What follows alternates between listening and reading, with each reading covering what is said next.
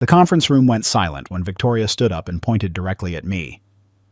Effective immediately, James Hartford is terminated from his position as Operations Director. His replacement will be Andrew Sullivan, who clearly understands the vision of this company better than my husband ever did. 23 executives watched as the CEO of Hartford & Associates, my wife of 12 years, ended my career with the same cold efficiency she used to close business deals.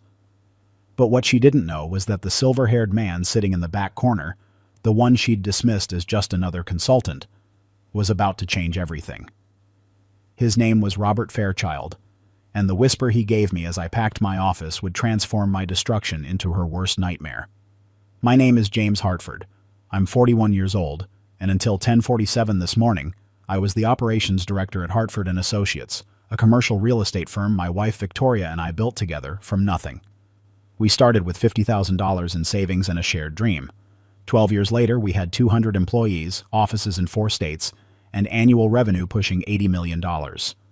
But somewhere between our first million and our first Forbes profile, Victoria stopped being my partner and started being my boss. If you're going through something similar, or if this story resonates with you, do me a favor.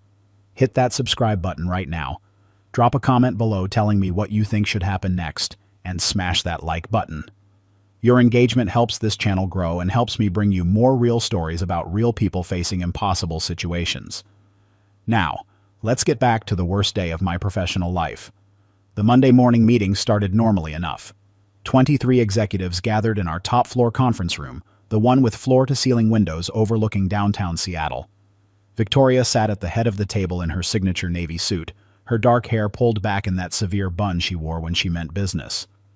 I was 3 seats down on her left, reviewing the quarterly numbers on my tablet. Andrew Sullivan sat directly across from me.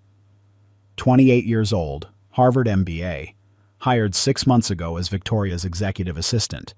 He'd been efficient, professional, maybe a little too eager to please, but I'd written that off as ambition, young guy trying to prove himself in a competitive firm.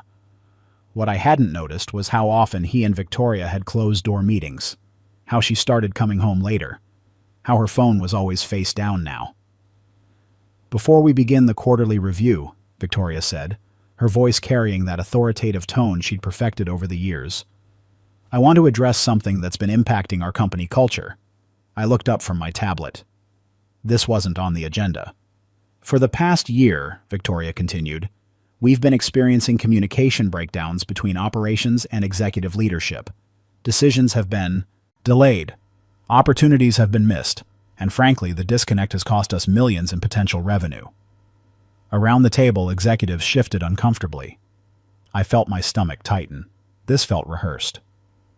"Victoria," I said carefully, "if there are concerns about operations, we should discuss them privately first." She didn't even look at me. "There's nothing left to discuss, James. The decision has been made." Andrew leaned forward slightly, and I caught something in his expression. Not surprise. Anticipation. "As of today," Victoria announced, "James Hartford is being terminated from his position as Operations Director." The room went dead silent. I heard someone gasp, felt 24 pairs of eyes turn toward me. "You're firing me?" The words came out flat, emotionless, because my brain was still trying to process what was happening. "This isn't personal," Victoria said, finally meeting my eyes. "It's business. You've become a liability to this company's growth." A liability. The company I'd built alongside her, the operations department I'd structured from scratch, the relationships with contractors and vendors that I'd cultivated over a decade. "Victoria, this is insane," I said, standing up. "You can't just—" "I can and I am," she cut me off. "Your severance package will be generous. 6 months' salary. But I need you to clean out your office today. Security will assist you." Andrew was trying not to smile. I could see it in the corner of his mouth, that barely suppressed satisfaction. "And who's taking over operations?" I asked, though I already knew the answer. Victoria gestured toward Andrew. "Andrew Sullivan has been training for this transition for the past 3 months. He understands the direction I want to take this company.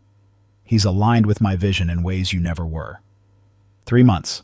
She'd been planning this for 3 months. Training my replacement while smiling at me over dinner. Discussing strategy with him while telling me she was working late. This is unbelievable, I said, gathering my tablet and papers. Absolutely unbelievable. James, one of the other executives started, but Victoria held up her hand.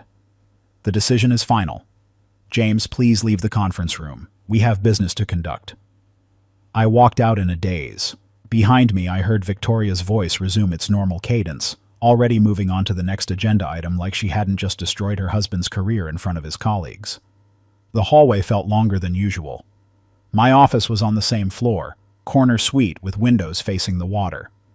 I'd picked out the furniture myself, the desk where I'd closed our first major deal, the couch where Victoria and I used to strategize late into the night before we could afford a full staff. I was shoving files into a box when someone knocked on my open door. The man who entered was maybe 65, silver hair, expensive suit, the kind of presence that commanded attention, without demanding it. I'd seen him in the conference room, sitting quietly in the back, one of the consultants Victoria had brought in to evaluate operations. Or so I'd thought.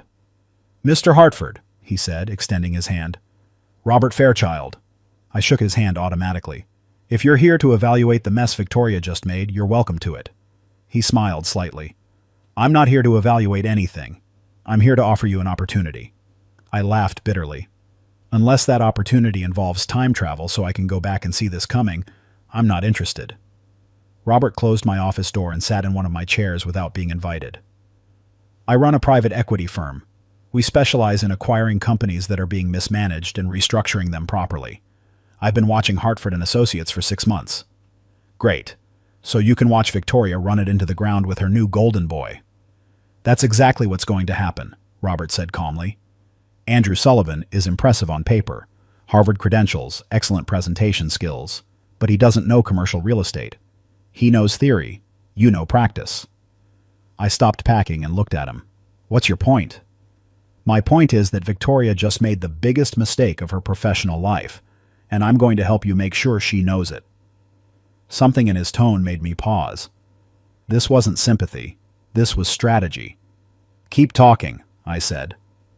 Robert pulled out a folder from his briefcase.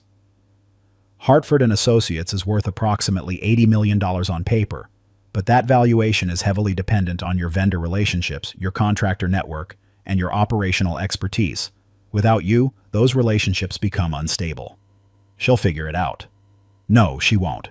Because in about 6 weeks, 3 of your biggest contractors are going to experience scheduling conflicts that prevent them from fulfilling their commitments to Hartford and Associates. Projects will be delayed. Clients will be unhappy. The company's reputation will take a hit." I stared at him. "You're talking about sabotage." "I'm talking about market forces. Contractors are free agents. They can choose who they work with. And many of them have been unhappy with Victoria's management style for years. They stayed because of you. Now you're gone. Even if that happens, Victoria will just find new contractors." Robert smiled. "Not if those contractors are already committed to competing projects. Projects managed by a new firm that's about to enter the Seattle market. A firm that has the operational expertise Victoria just threw away." The pieces started falling into place. "You want me to start a competing company? I want to fund you starting a competing company. My firm will provide the capital. You provide the expertise and the relationships. We launch in 6 weeks, right when Hartford and Associates starts experiencing its contractor problems. We poach their unhappy clients. We build something better than what you and Victoria created together." I sat down slowly. "This is revenge." "This is business," Robert corrected. "Victoria chose to make this personal by humiliating you in front of your colleagues, but the business response is to compete, and competition is perfectly legal." "Why me? Why now?" "Because I've watched you operate for 6 months. You're good at what you do. Better than Victoria, frankly. She's good at closing deals and managing money. But you're good at the actual work of making projects succeed. That's more valuable." "And what's in it for you?" 60% equity for my firm's investment, 40% for you. But you run operations completely, no interference. We provide capital and strategic support. You build the company." I looked at the box of files on my desk, then at the door Victoria had walked through less than an hour ago, then back at Robert. "She trained Andrew for 3 months, I said slowly. "She planned this." "She did. And now you're going to plan something better." I picked up my phone and started scrolling through my contacts. 10 years of relationships. Contractors who'd told me privately they couldn't stand Victoria's micromanaging. Vendors who'd complained about her negotiation tactics. Clients who'd specifically requested to work with me instead of other project managers. "I'll need an attorney," I said. "A good one." Robert pulled out a business card. "I have 3 on retainer. All of them specialize in non-compete agreements and employment law. Hartford & Associates has a non-compete, which is probably unenforceable given how broadly it's written. My attorneys will review it tonight." I looked at the card, then at Robert. "When do we start?" "We started the moment you walked out of that conference room. Now we just make it official." For the first time since Victoria had announced my termination, I felt something other than shock and betrayal. I felt purpose. "One condition," I said. "When this works, when we succeed, I want Victoria to know exactly why she failed." Robert stood and extended his hand again. "Mr. Hartford, that's exactly what I'm counting on." The apartment I moved into was temporary. A furnished place in Capitol Hill, close enough to downtown, but far enough from the house Victoria and I had shared in Queen Anne, the house I'd helped design, the house where we'd planned to raise kids before Victoria decided her career was more important than starting a family. I spent the first week in a haze, meeting with Robert's attorneys, reviewing my non-compete clause, which turned out to be exactly as unenforceable as Robert predicted, setting up the corporate structure for what we were calling Fairchild Hartford Properties. The name was deliberate. Putting Hartford second sent a message. This wasn't just about me. This was about building something better. By week 2, I started making calls. Casual conversations with contractors I'd worked with for years. Lunch meetings with vendors. Coffee with former clients who'd expressed frustration with Hartford & Associates' recent direction. "James, what happened?"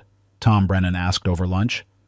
He ran the largest commercial construction firm in Seattle. We'd worked together on dozens of projects. "Victoria decided Andrew Sullivan was a better fit for operations," I said, keeping my voice neutral. Tom set down his fork. "The kid with the Harvard degree? The one who talks a good game but couldn't run a job site if his life depended on it? That's the one?" "Jesus, James, that's insane." "That's business, apparently. But I'm not sitting around feeling sorry for myself. I'm starting a new firm, Fairchild Hartford Properties. We're going to do commercial real estate development the right way." Tom leaned back in his chair. "You need contractors? I need partners. People who understand that projects succeed because of relationships, not just contracts. When do you launch?" 6 weeks. We're lining up initial projects now." Tom pulled out his phone. "Send me whatever paperwork you need. You've always been straight with me, James. I'd rather work with you than deal with Victoria's power trips." That conversation repeated itself a dozen times over the next 2 weeks. Contractors who'd been frustrated with Victoria's management style. Vendors who'd felt undervalued. Clients who'd specifically asked for me on their projects only to be told I was no longer available.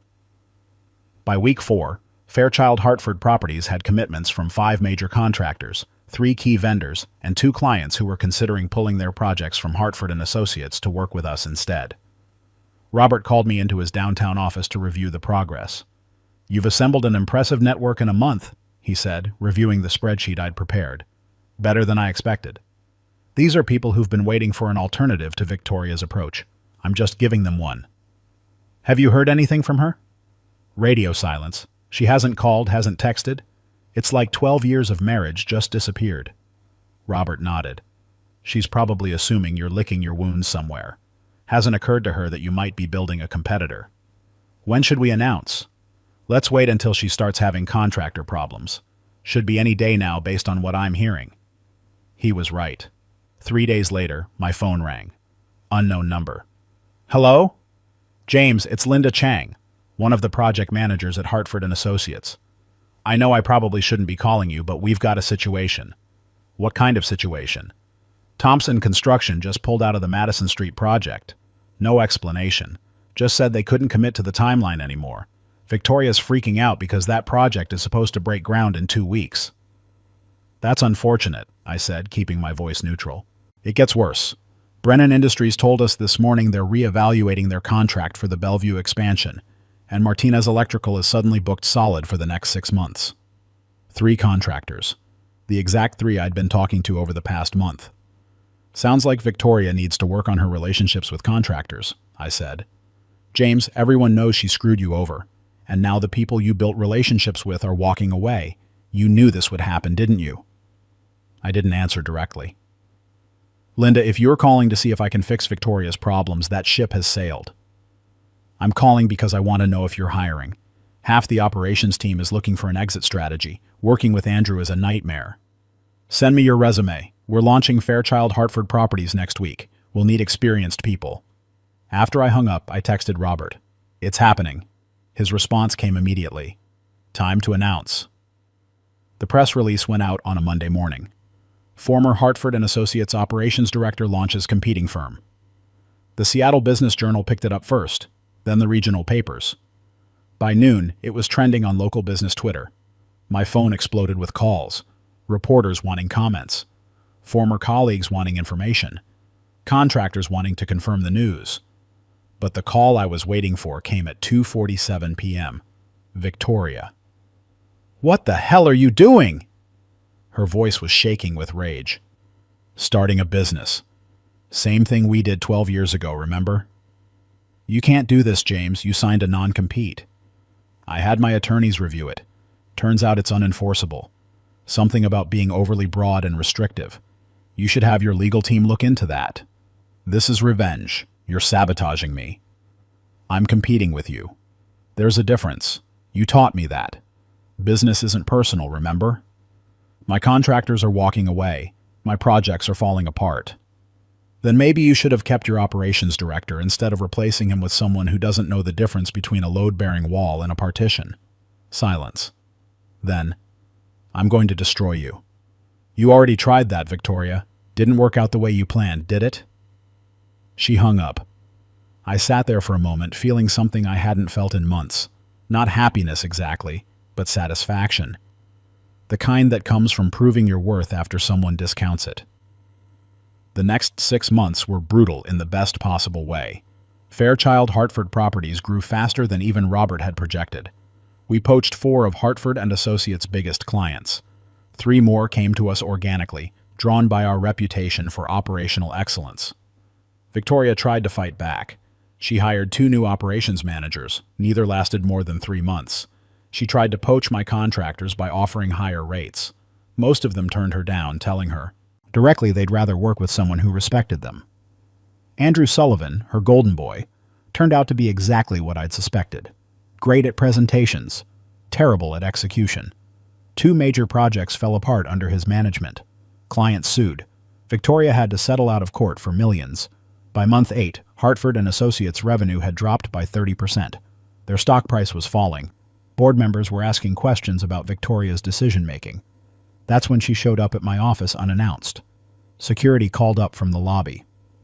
Mr. Hartford, there's a Victoria Hartford here to see you. She doesn't have an appointment. I smiled. Send her up. She walked in looking different. Older somehow. The confidence that had always defined her was gone, replaced by something that looked like desperation. James, she said, standing in my doorway. Victoria, this is unexpected. I need to talk to you. About what? How you fired me in front of 23 executives? Or how you'd been training my replacement for 3 months while pretending we were partners? She closed the door and sat down without being invited. I made a mistake. One mistake? Try several. Andrew was a mistake. Firing you was a mistake. I was wrong. And? She looked at me with something that might have been genuine regret. I want you to come back. Name your price. COO position. Equity stake. Whatever you want. I leaned back in my chair. Victoria, you don't get it. I don't want to come back. I'm building something better than what we had. James, please. The board is threatening to remove me if I can't turn things around. The company is failing. The company you chose to run without me is failing. There's a difference. So this was all revenge? You wanted to watch me suffer? No, this was about proving my value. Something you apparently forgot after 12 years. She stood up, anger flashing in her eyes. You're enjoying this. I'm enjoying building a successful company. If your failure is part of that story, that's on you, not me. What about our marriage? What marriage? You ended that when you chose Andrew Sullivan over me. Or maybe before that. Maybe when you stopped seeing me as a partner and started seeing me as an employee, you could dismiss. Victoria walked to the door, then turned back. I loved you, James. Past tense. That says everything. After she left, I sat in my office for a long time. There was no satisfaction in her suffering. No joy in watching the company we'd built together fall apart. But there was vindication. The kind that comes from proving that success isn't about who has the corner office or the CEO title. It's about who does the actual work. Robert called an hour later. I heard Victoria visited. Word travels fast. She made you an offer? She did. I turned it down. Good. Because I have a better offer. Hartford & Associates board just called me. They want to discuss a buyout. I sat up straight. They want to sell? They want to merge. Fairchild Hartford Properties acquires Hartford & Associates. You become CEO. Victoria gets a severance package and walks away. What's the price? $40 million. We'd have to bring in additional investors, but the combined company would be worth twice that within 3 years. I thought about it. Thought about the company Victoria and I had built together. The dreams we'd shared. The future we'd planned before ambition and ego got in the way. Make the offer, I said. But I want one condition. Name it. Victoria doesn't get to stay on in any capacity. No consulting role. No advisory position. She walks away completely. Done. I'll have the attorneys draft the paperwork. The acquisition took 3 months to finalize. Victoria fought it initially, but the board overruled her. They'd lost confidence in her leadership. The company was hemorrhaging money. The merger was their only option. I met with Victoria one last time to sign the final paperwork. We sat across from each other in a conference room with our respective attorneys present. I hope you're happy, she said, signing her name on the last page. I'm successful. There's a difference. You destroyed everything we built. No. You destroyed everything we built when you forgot we were supposed to be partners. I just built something better without you. She stood up, gathered her papers, and walked out without another word. 6 months later, the merged company was thriving. We'd retained most of Hartford & Associates' good employees. Let go of the dead weight. Restructured operations. Built something stronger than either company had been separately. I was in my new corner office, reviewing quarterly projections, when Robert knocked on my open door. Got a minute? Always. He sat down with a satisfied expression. I thought you should know. Andrew Sullivan just filed for unemployment. Apparently nobody in the industry will hire him after what happened at Hartford & Associates. And Victoria? Last I heard, she's consulting for a mid-size firm in Denver. Nothing close to what she had here. I nodded slowly. No satisfaction. No vindication. Just the quiet certainty that actions have consequences. You know what's funny? I said. If she'd just treated me like a partner instead of an employee, none of this would have happened. We'd probably still be running the company together. Some people forget that loyalty is a two-way street, Robert said. Or maybe some people never understood it in the first place. Robert stood to leave, then paused. For what it's worth, I've been doing this for 30 years. I've seen a lot of executives rise and fall. Victoria's mistake wasn't ambition, it was arrogance. She thought she could succeed without the person who'd built the foundation. You proved her wrong. After he left, I looked around my office. The desk Victoria had sat behind in that other conference room. The windows overlooking the same Seattle skyline. The success that came not from revenge or spite, but from simply doing what I'd always done best. Building, creating, making things work. My phone buzzed with a text from Linda Chang, who was now my director of operations. Brennan just signed on for 3 more projects. We're going to need to hire more staff. I smiled and typed back. Start recruiting. Let's build something that lasts. Because that's what this had always been about. Not destroying Victoria, not proving a point, just building something real, something solid, something that succeeded because it was built on partnership and respect instead of ego and power plays. If you made it this far, thank you for watching. This story proves that sometimes the best revenge isn't revenge at all. It's just success. If you enjoyed this story, please subscribe to the channel, hit that like button, and drop a comment telling me what you think should happen next. Should James reach out to Victoria? Should he just move on completely? Let me know in the comments. And remember, in business and in life, how you treat people matters. because the person you dismiss today might be the person who builds your competition tomorrow.